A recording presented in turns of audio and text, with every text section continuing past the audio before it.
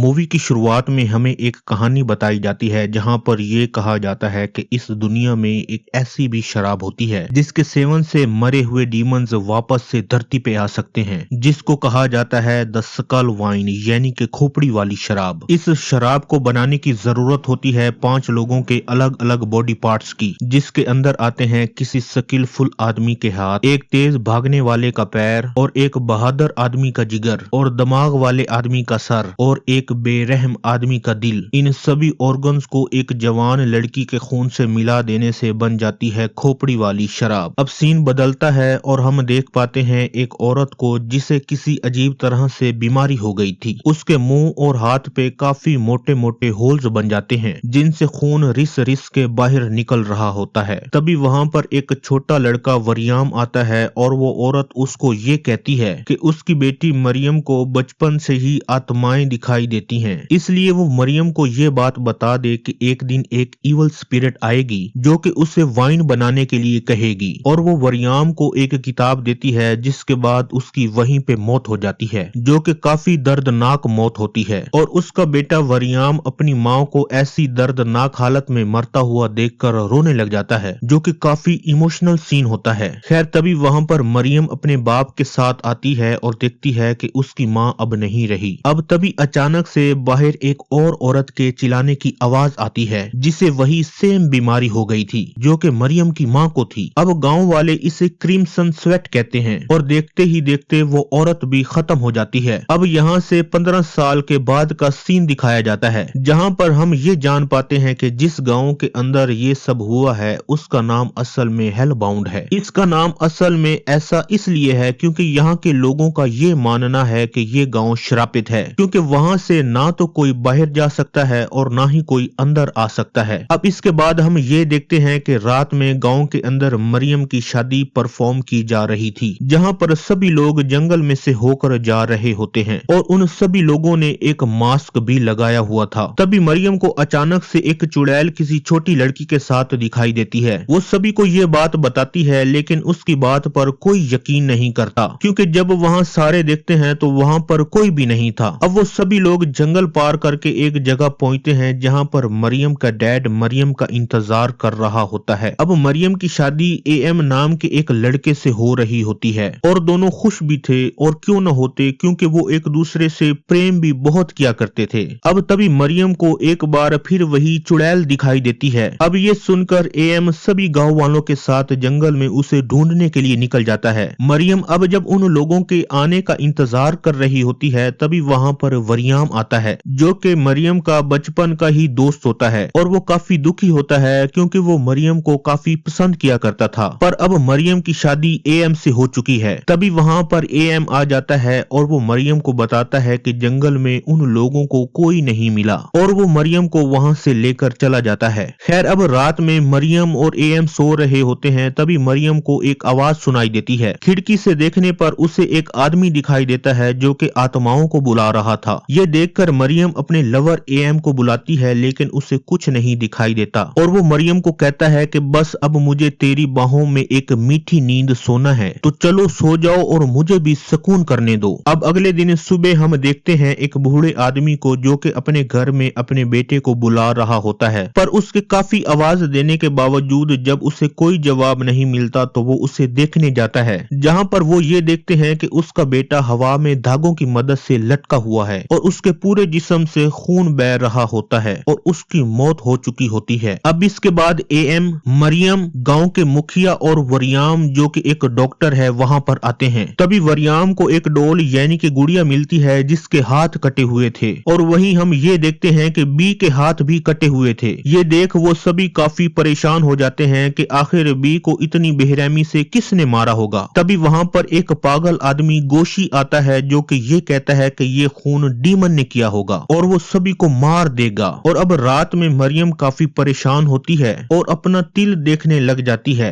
जो कि वो हर रात को सोने से पहले देखा करती थी। अब वो अपने आशिक एएम से ये कहती है कि उनकी शादी इसलिए कराई गई है कि उनकी शादी से गांव वालों का भला हो जाएगा, लेकिन एक दिन भी नहीं बीता है और एक आदमी की मौत हो गई है। ये सुनकर एएम उसे समझाता है कि वो परेशान न हो, वो सभी बी के कातलों को जल्द से जल्द ढूंढ लेंगे। फिर हम देख पाते हैं कि मरियम अपनी दोस्त मिन से मिलने उसके घर पे जाती है, जहाँ पर हमको ये पता चलता है कि मिन काफी बीमार रहती है, जिसके चलते उसकी माँ काफी परेशान है। वापस आते वक्त मरियम को वरियाम मिल जाता है जो कि मिन का इलाज करने आया हुआ था। वो दोनों साथ ही वापस जा रहे होते हैं कि तभी वहाँ पर एएम आ जाता है और वो वरियाम को मरियम से दूर रहने का कहता है और इस पर मरियम नाराज हो जाती है क्योंकि वो भी उसका आशिक था। अब अगले सीन में हम ये देखते हैं कि वरियाम अपने घर पर काम कर रहा होता है कि तभी उसे एक आवाज सुनाई देती है जो कि उसको बुला रही थी। यहाँ पर हम ये देखते हैं कि वो किताब जो वरियाम को मरियम की माँ ने दी थी वो अब भी इसी के पास थी। अब कहानी आगे बढ़ती है और हम देखते हैं हुआंग को जो कि मिन की छोटी बहन होती है और वो जंगल में अकेली खो गई होती है और वो बार बार अपनी माँ और मिन को आवाज लगा रही होती है कि तभी कोई आकर उसका गला दबाने लगता है। दूसरी तरफ हम मरियम को देखते हैं जो कि सो रही थी और उसे अपने सपने में हुआंग दिखाई पड़ती है और वो अचानक से जाग जाती है। तभी उसे बाहर से गांव वालों की आवाज सुनाई देती है जिसके बाहर जाने पर पता चलता है कि हुआंग गायब है। सभी लोग मिलकर सुबह होने तक उसे ढूंढते हैं और तभी उन्हें अचानक से हुआंग की लाश मिलती है जिसके पैर कटे हुए थे और साथ ही साथ एक गुड़िया होती है जिसके भी पैर नहीं थे। और ये सब देखकर मरियम काफी परेशान हो जाती है और अब तक आप कहानी में समझ पा रहे होंगे कि यहाँ पर कोई शराब बनाने की कोशिश कर रहा था। अब सीन फिर से बदलता है और हम देखते हैं कि मरियम अपनी दोस्त मिन के घर आई हुई थी क्योंकि मिन और उसका पूरा परिवार हुआंग के जाने से काफी सदमे में होता है। मिन की माँ पागल हो जाती है जिसके बाद हम नोटिस करते हैं कि सभी गांव वाले रात में गांव पे नजर रखे हुए थे। अगली सुबह वो सभी लोग मुखिया के पास जाते हैं